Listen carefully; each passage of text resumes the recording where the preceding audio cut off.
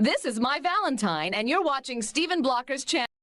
When it comes to the pecking order in Yu-Gi-Oh, it's always obvious that it's the protagonist, and whoever the antagonist of that arc is, above everyone else.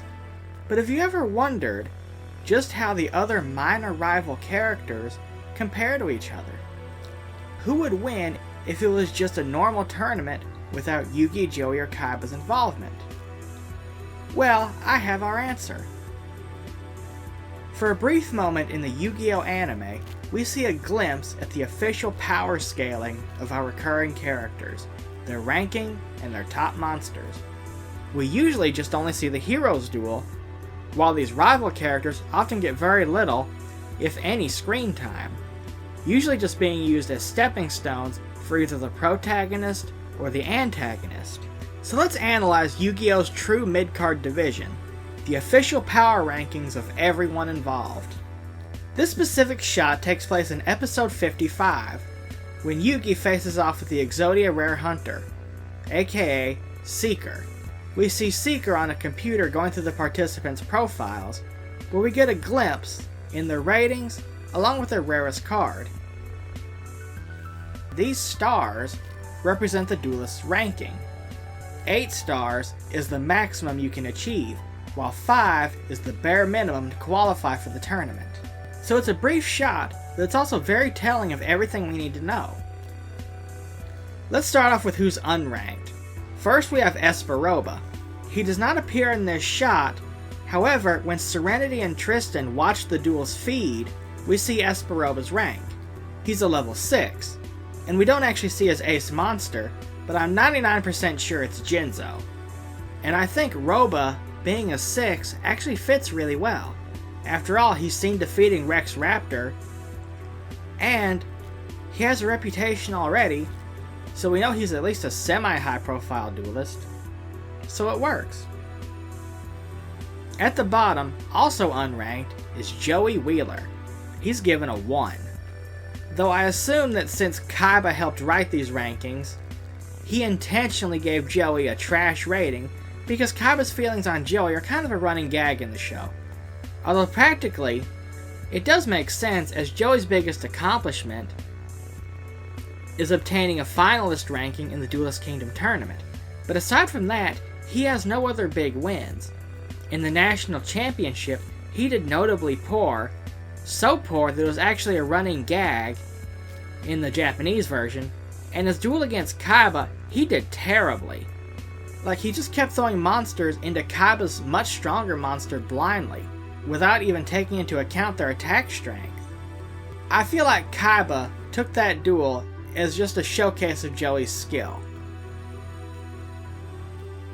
Like, if that was your only exposure to someone's dueling ability, no wonder you think they're so pathetic. At the top of the food chain, we have Yugi. He is a rank 8, and his rarest card is the Dark Magician. And remember, 8 is the cap, and 5 is the minimum you can be to compete in Battle City's tournament. So Yugi is basically the top dog right now, as in if this was wrestling, he'd currently be the WWE champion. I mean, it makes sense, he's pretty much the top ranked duelist as he won the Duelist Kingdom tournament recently. And Dark Magician is definitely his ace monster. He uses it practically every duel, and his deck so far generally focuses around it. Plus, it'll also be a very big card in this arc. My Valentine is next, and she's a level 7. Her ace is Harpy's Feather Duster. Level 7? Wow. It's a little weird she's ranked so high. She's definitely skilled, but it's never really discussed what kind of tournament she's won to get this ranking. Like, we know Weevil, Rex, and a few other characters entered the National Championship. Or the Regional Championship if you're a fan of the dub. But Maya's never stated to be a participant in that tournament. I guess it's because she was a finalist at Duelist Kingdom, but she was never mentioned to be in the Regional or National Championship. However, her deck is very high level, shown to be more about counter cards and weakening the opponent's deck, and not just strong monsters. Harpy's Feather Duster, it's a magic card, and I guess normal Harpy Lady just wasn't good enough to be her ace monster. I mean, it fits. Her deck strategy is all about back row removal and prevention, Plus Harpy's Feather Duster, even if you're not a Harpy player, it is a darn powerful card, I will say that.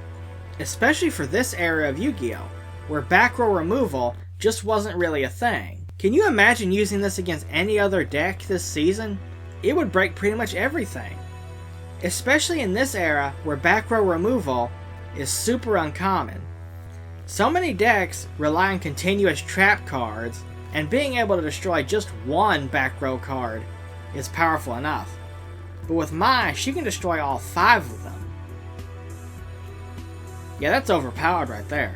Seriously, she'd crush everybody.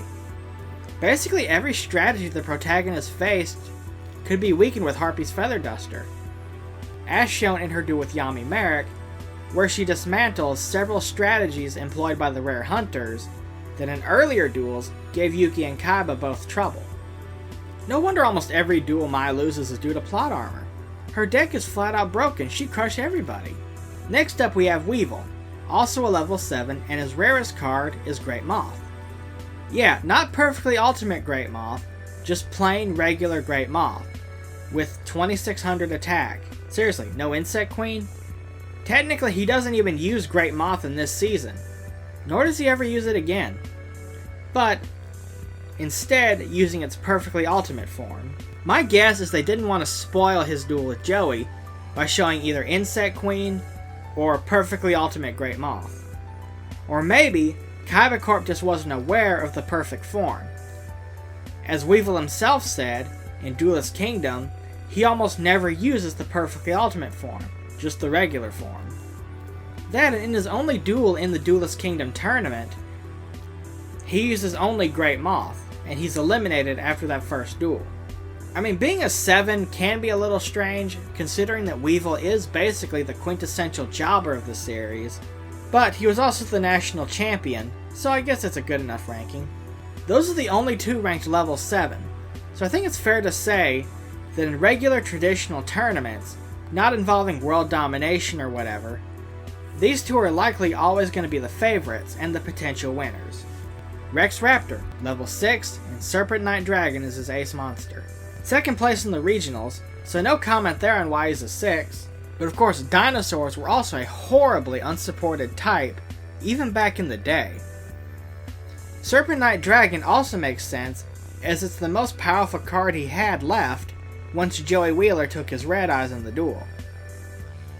It doesn't really make much of a difference, as Rex doesn't really get to duel this arc, and Serpent Knight Dragon is the only card he's seen playing in this storyline.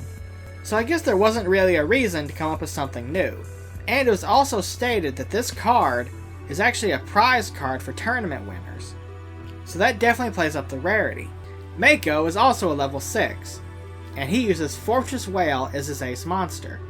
So when he duels Joey Wheeler later in this arc, Fortress Whale is actually his ace monster in that duel.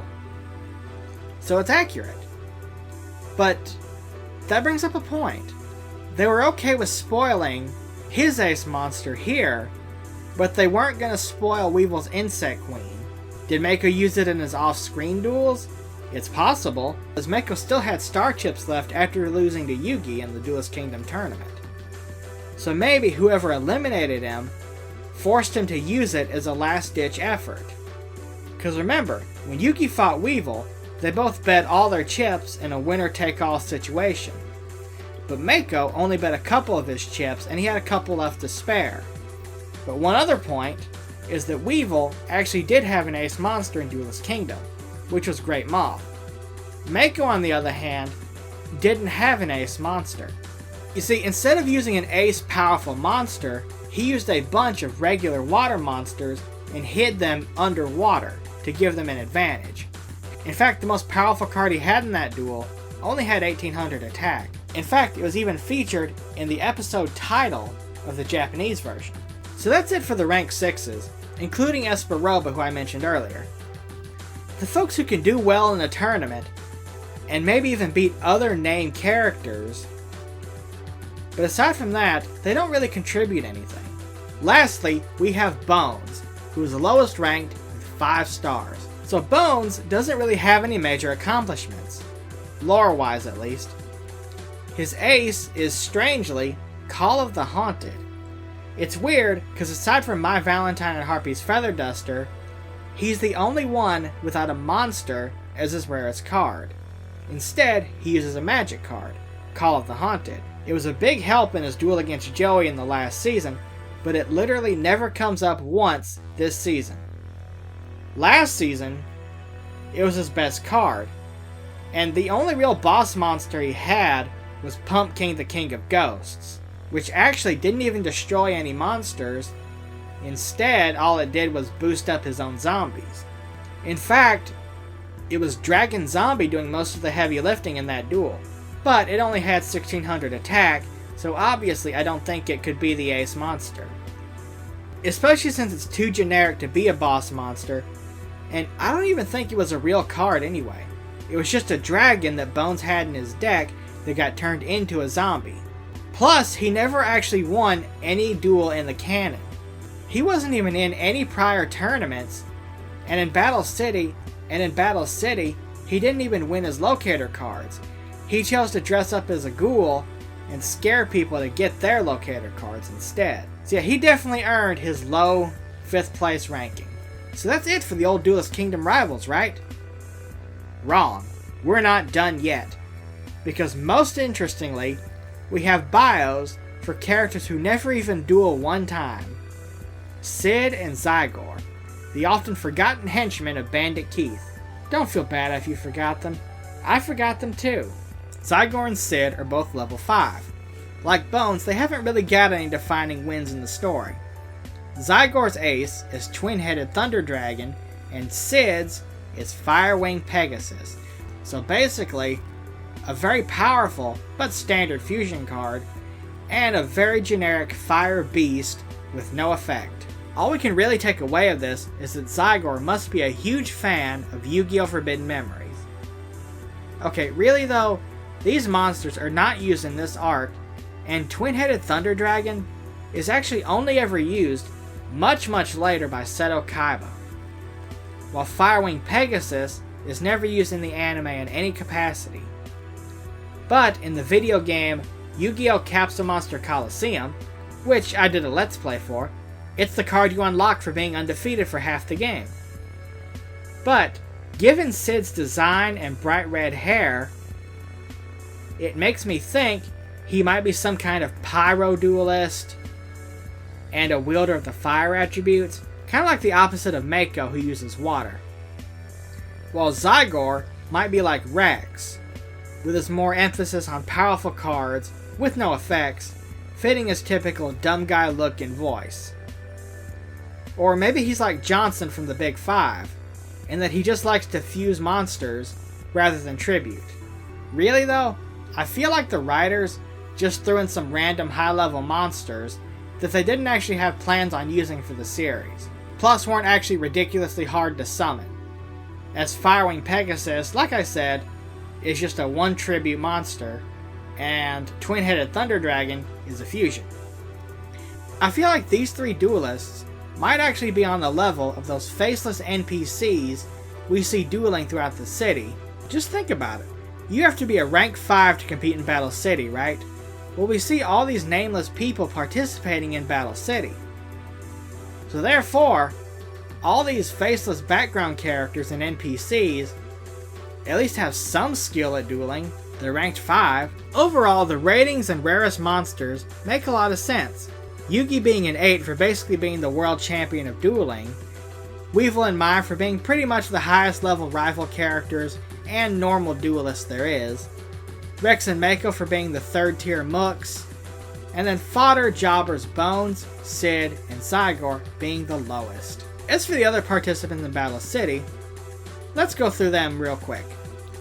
The rare hunters, it's unknown what their ranking would have been, as it's established earlier on that most of these guys hacked their way into the database to participate in the tournament.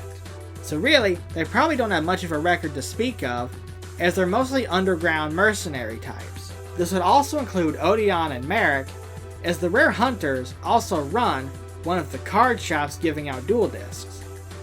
And logically, there's no way any of these people qualified without hacking, like the character Strings for instance. That guy isn't even a duelist, he's more like a proxy puppet type for Merrick to use. He basically has no free will of his own and is mind controlled by Merrick completely. Bakura, on the other hand, was never an official participant in the tournament as he formed an alliance with Merrick as the Battle City tournament was already partway through. In fact, Bakura only got his duel disc because he stole it from a random NPC character. Another official ranking we don't ever see is Seto Kaiba's.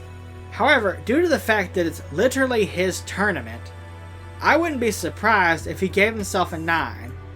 Not an 8, which is the cap, a 9, just to lord over everyone else. And plus, he's shown to be petty. I mean, of course, Kaiba is also shown to be very petty. Look at the Duel Academy in Yu-Gi-Oh! GX. You know what the highest ranked dorm is? Blue, just like Obelisk, which is Kaiba's card. What's the lowest? Red, just like Slifer, which is Yugi's card. Yeah, he's the king of petty. As for his ace monster, it's more than likely the Blue Eyes White Dragon or Obelisk the Tormentor. If he made this database before he obtained Obelisk, then it would be Blue Eyes. If he made it after he obtained Obelisk, then it would be Obelisk, because Kaiba really likes to show off that he has a god card. And finally, a Shizu. We actually know very little about a Shizu. We know very little about a Shizu's dueling record.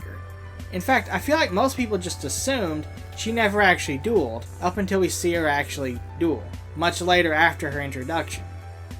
All we really know is that she has beaten Merrick, but that was when they were kids. And she also has the Millennium Necklace to see her opponent's strategies and the future overall. So her record likely is good, but that also ignores that she has no tournament appearances whatsoever. And she isn't even a champion, so her public record is in question. So, that's the official power rankings of the Yu-Gi-Oh! Duelists.